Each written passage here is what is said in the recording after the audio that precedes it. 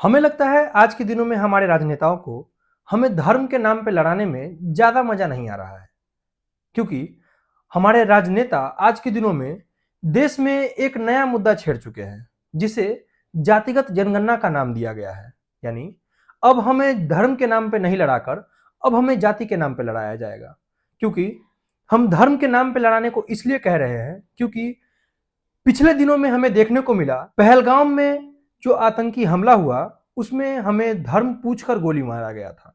यानी अब हमें धर्म के बीच में लड़ाई देखने को मिली थी, पर हमारी सरकार यहीं तक नहीं रुकी। उनको इसमें ज़्यादा इंटरेस्ट नहीं आ रहा था, इसके लिए उन्होंने अब हमें जाति के नाम पे लड़ाना सोचा, क्योंकि जाति के नाम पे लड़ाना बहुत ही बड़ा गेम हो सकता है। अब बहुत ही नए नए राजनेता उभर के आ सकते हैं जो अपने जाति के लिए लड़ने को आएंगे। अब ये लड़ाई और ही अच्छे तरीके से हो सकता है, और अब ये लड़ाई और ही भयावह तरीके से हो सकता है, क्योंकि हमारे देश में धर्म के नाम पे कुछ गिने चुने 8 या 10 धर्म है। यानी जो धर्म के नाम पे लड़ाया जा रहा है उसमें 8-10 लोग मुख्यतः उस धर्म के नेता मौजूद हो सकते थे। पर आज के दिनों में अगर हमारे देश में जातियों के बारे में देखें तो मंडल कमीशन के आयोग के रिपोर्ट के अनुसार 1991 में हमारे देश के ओबीसी जाति के अंदर लगभग 3,500 जातियां थी। यानी ओबीसी सेक्शन जो 1980 के बाद जो प्रस्तुत किया गया था मंडल कमीशन के द्वारा, उसमें 3,500 जातियां का बात की गई है। यानी अब 3,500 लोग तो बस मंडल कमीशन के यानी ओबीसी के सेक्शन से आएंगे जो अपने जातियों के लिए लड़ेंगे। यानी अब ये मामला जातियों का और ये लड़ाई का मामला और ही रोमांचक होने जा रहा है, जहां चाइना बड़े बड़े टेक्नोलॉजी को डेवलप कर रहा है, डीप सीक जैसे एआई चैटबॉट को डेवलप कर रहा है, जहां अमेरिका बड़े बड़े मिसाइल्स डेवलप कर रहे हैं, अमेरिका का नासा बड़े बड़े सैटेलाइट और ऑटोमेटिक रिसर्च सेंटर का डेवलपमेंट किया जा रहा है। वहीं हमारे देश में की राजनीति में देखें तो इस देश में जातिगत जनगणना को इंट्रोड्यूस किया जा रहा है, क्योंकि सरकारों का यह मानना है कि हमारे देश में जातिगत जनगणना अगर हो जाए, यानी हर व्यक्ति का जाति पता चल जाए, तो उसके लिए उस आरक्षण को हम दे पाएंगे, उनके लिए उतने परसेंट आरक्षण को हम उस सेक्शन में दे पाएंगे। यानी उनके लिए सरकारी जॉब और सरकारी गवर्नमेंट कॉलेज में उनके उतने परसेंट सीट को रिजर्व कर पाएंगे। क्या हर किसी को आप रिजर्वेशन दे सकते हैं? क्या हर व्यक्ति का हर व्यक्ति को आप सरकारी नौकरी या सरकारी गवर्नमेंट कॉलेज में अच्छे कॉलेज में एडमिशन दिला सकते हैं? आप नहीं दिला सकते हैं। आपके पास वही गिने चुने 10-20 कॉलेज बचे होंगे, वही गिने चुने 10-20 सरकारी नौकरियां बची होंगी, जिसके अंदर आप लोगों को नौकरियां दे सकते हैं या एडमिशन दे सकते हैं। पर आपके लिए लड़ाने के का तो बहुत ही बड़ा मुद्दा आपको मिल चुका है, क्योंकि आप समझ चुके हैं कि देश को अगर बांटना है तो उनको जाति और धर्म के नाम पे तोड़ो। जितना ज्यादा उनको तोड़ोगे वो उतना ज्यादा इंगेज रहेंगे, आपसे न किसी प्रकार की सवाल पूछेंगे और न ही आपसे कभी भी उलझने की कोशिश करेंगे। इसलिए सरकार के द्वारा हमें और तोड़ने का नया नया प्रयास किया जा रहा है। क्या जो रिजर्वेशन हमें 1951 के बाद दिया गया था, यानी हमारी देश की आजादी के बाद जो रिजर्वेशन दी गई थी, उससे हमें कोई फायदा देखने को मिल रहा है?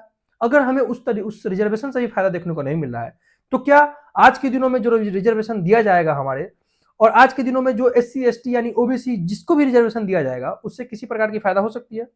आप मान लीजिए हमारे देश में जनरल वर्ग के भी कुछ लोग हैं, हमारे देश में SC वर्ग के भी कुछ लोग हैं, हमारे देश में ST वर्ग के भी कुछ लोग हैं, ओबीसी वर्ग के भी कुछ लोग हैं।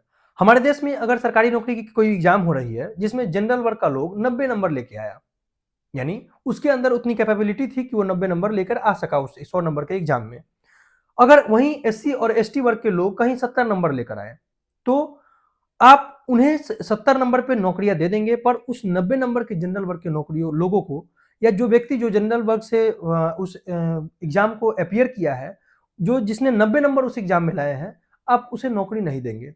हो सकता है ये डिस्क्रिमिनेशन को दूर करने का एक अच्छा तरीका हो सकता है, जिससे जो पिछले जाति के लोग हैं, जो पिछले दबे हुए लोग हैं, उनको उठाया जा सकता है। एक बार एक इस पूरे कहानी को एक नए एंगल से देखने की कोशिश कीजिए। हो सकता है इस हमारे तरीके से हो सकता है हमारे इस पॉइंट ऑफ व्यू से कई सारे जातिगत लोग प्रभावित होंगे, कई सारे SC ST समाज के लोग प्रभावित होंगे, पर आप इस पॉइंट ऑफ व्यू को बड़ी ही बारीकियों से और बड़े ही रेशनल तरीके से सोचिएगा। जो व्यक्ति 90 नंबर लाकर उस एग्जाम को क्वालिफाई नहीं कर पाया, जो व्यक्ति 70 नंबर लाकर उस एग्जाम को क्वालिफाई कर जा रहा है, उसके बीच में कोई ना कोई डिफरेंस होगा, जरूर होगा। जो व्यक्ति 90 नंबर लाया था उस एग्जाम में, अगर एग्जाम ही सारी क्राइटेरिया को फुलफिल कर पा रही है और एग्जाम ही सारी क्राइटेरिया को डिसाइड कर पा रही है, तो जो व्यक्ति 90 नंबर लाया है वो व्यक्ति कहीं ना कहीं उस 70 नंबर वाले से ज्यादा योग्य होगा। अगर उस 90 नंबर वाले व्यक्ति को उस नौकरी पे दिया जाता तो हमारी देश कहीं ना कहीं आगे बढ़ती। उस जॉब में जो व्यक्ति 90 नंबर लाया था वो हमारे उस जॉब को अच्छे तरीके से परफॉर्म कर पाता, जहां पे 70 नंबर वाले लोग उससे कहीं ना कहीं कम परफॉर्म कर पाएंगे। इस तरीके से क्या हम अपने देश को आगे ले जा रहे हैं या हम अपने देश को पीछे ले जा रहे हैं? भले ही हम जाति को प्रमोट कर पा रहे हैं, पर हम अपने देश को ओवरऑल नीचे की तरफ ले जा रहे हैं। अगर किसी जाति को प्रमोट करना है तो उससे आप फ्री एजुकेशन दीजिए। आप हर व्यक्ति को फ्री ऑफ कॉस्ट एजुकेशन देना शुरू करें तो किसी तरीके से रिजर्वेशन की जरूरत हमारे देश में नहीं रह जाएगी। संविधान बनने के समय में ही जब कॉन्स्टिट्यूएंट असेंबली की बहुत बड़ी मीटिंग रखी गई थी, जब रिजर्वेशन पे बहुत ही बड़ा डिस्कशन किया गया था, उस समय ही एक बहुत ही बड़ा मांग रखा गया था कि अगर आपको रिजर्वेशन नहीं देना है तो आप मत दीजिए, पर हर व्यक्ति के लिए फ्री ऑफ कॉस्ट एजुकेशन और हर व्यक्ति के लिए उसके कैपेबिलिटी के अनुसार जॉब दे दीजिए। आपसे कोई भी किसी तरीके का रिजर्वेशन नहीं मांगेगा। क्या हमारी सरकार ये देने में आज संभव है? हमारी सरकार इसे देने में आज संभव नहीं है। न वो प्राइवेट सेक्टर को इतना पावरफुल बना सकती है कि प्राइवेट सेक्टर हर जगह पे हर व्यक्ति को जॉब दे सके, न सरकारी सेक्टर उनके पास इतना मजबूत है कि आज हर व्यक्ति को उतने अच्छे जॉब अपॉर्चुनिटी मिल सके, न यहाँ की एजुकेशन सिस्टम इतनी अच्छी है कि उतने अच्छे एजुकेशन दे दे ताकि उनको जिस फील्ड में वो पढ़ाई किए हैं या जितनी कैपेबिलिटी उनके अंदर है उसके अकॉर्डिंग उनको पैसा कमाने का मौका मिल सके। पर सरकार अपने इस नाकामयाबी को और नामर्दगी को छुपाने के लिए हमें बराबर तरीके से जब कभी धर्म के नाम पे तोड़ती है तो कभी जातिया के नाम पे तोड़ती है। पर कुछ तथ्य के लोग ऐसे भी होंगे जिनको इससे फायदा होगा और वो उससे सपोर्ट करते नजर आएंगे। बिल्कुल आप सपोर्ट कीजिए क्योंकि आपको उससे फायदा होने वाला है और आप कहीं ना कहीं उससे आगे बढ़ेंगे। पर हमारे देश के बारे में एक बार सोचिए कि राजनीतिक हित के कारण हमारे देश को कहां ले जाया जा रहा है। हर जगह पे कभी जाति के नाम पे बड़े बड़े इलेक्शन किए जा रहे हैं, कभी जाति के नाम पे बड़े बड़े रैलियां की जा रही हैं, कभी आतंकी हमला होता है तो हमारे देश में धर्म के नाम पर पूछकर गोलियां चलाई जाती है। क्या आपको नहीं लगता कि आगे चलकर जाति पूछकर भी गोलियां चलाई जाएगी? क्या हमें भेड़ बकरियों की तरह मरने के लिए छोड़ दिया जाएगा? न सरकार उस आतंकी हमले पे कुछ बोली और न सरकार आने वाले किसी हमले पे या आने वाले किसी मुद्दे पे बोलने जा रही है। बस सरकार को अपने सत्ते में रहना है। सत्ता में रहने के लिए उनको किसी प्रकार की कोई भी पैतरे अजमानी होगी तो वो अजमाएंगी, क्योंकि ये जातिगत जनगणना बीजेपी का कहीं से भी मुद्दा नहीं रहा है। ये जातिगत जनगणना कहीं ना कहीं ऑपोजिशन में बैठे कांग्रेस सरकार, राहुल गांधी और आरजेडी, इन लोगों का बहुत ही बड़ा मुद्दा था, क्योंकि उन लोगों का कहना था कि हम जातिगत जनगणना को प्रमोट करेंगे। अगर इनके इतिहास में भी जाए तो आजादी से पहले भी कहीं ना कहीं जातिगत जनगणना कराई जा रही थी, पर आजादी के बाद जातिगत जनगणना को रोक दिया गया क्योंकि हमारे देश में इससे डिस्क्रिमिनेशन बढ़ रहा था। हमारे देश में अगर किसी से आप जाति पूछते हैं तो उसके बीच में कहीं ना कहीं बटाव होने की कोशिश हो रही थी। बट हमारे देश में ऊंचले और निचले तबके के बीच में कहीं ना कहीं बटाव हो रहा था। हमने खुद से इस जाति को प्रमोट किया है, हमने खुद से इस जाति के सेक्शन को ऊपर और नीचे रखा है।